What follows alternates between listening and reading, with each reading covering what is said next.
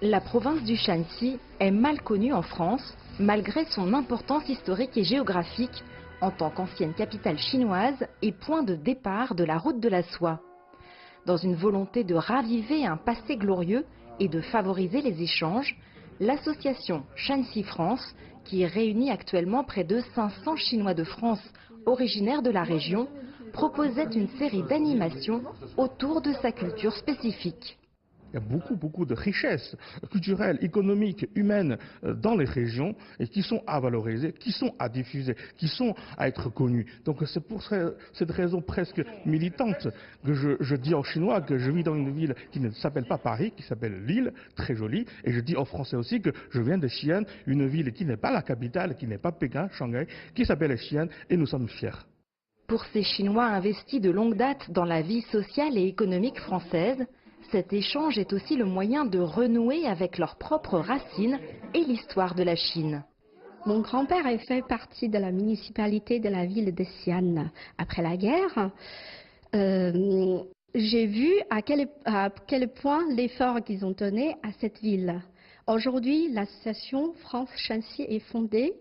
J'ai l'envie, à mon tour, d'investir aussi à cette ville et cette région.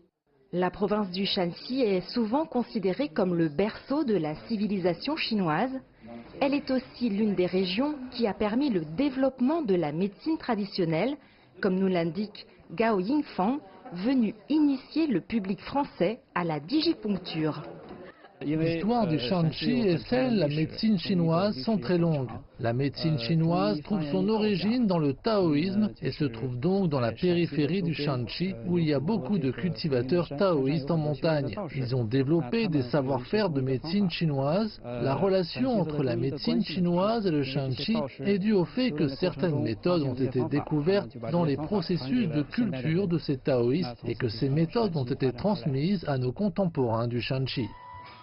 Ponctué de spectacles de danse traditionnelle, de concerts fusionnant culture chinoise et occidentale, de la projection d'un film du réalisateur chinois Wu Tianming, Le Chant du Phénix, qui traite de l'héritage du patrimoine dans le Shanxi, et s'achevant sur une conférence sur les nouvelles routes de la soie, la journée s'inscrivait dans le cadre plus large du premier sommet mondial interpeuple et diaspora organisé par Pangé ONG, une organisation qui se décrit comme une ingénierie de paix. On voit beaucoup de réunions de diaspora entre elles et on communique très mal, même dans les universités. J'ai beaucoup fréquenté donc, les universités pour les études et pour le travail. J'ai remarqué qu'on ne communiquait pas forcément. On était tous ensemble, mais on ne dialoguait pas. Et je voulais vraiment mettre en place une réflexion et un travail beaucoup plus approfondi.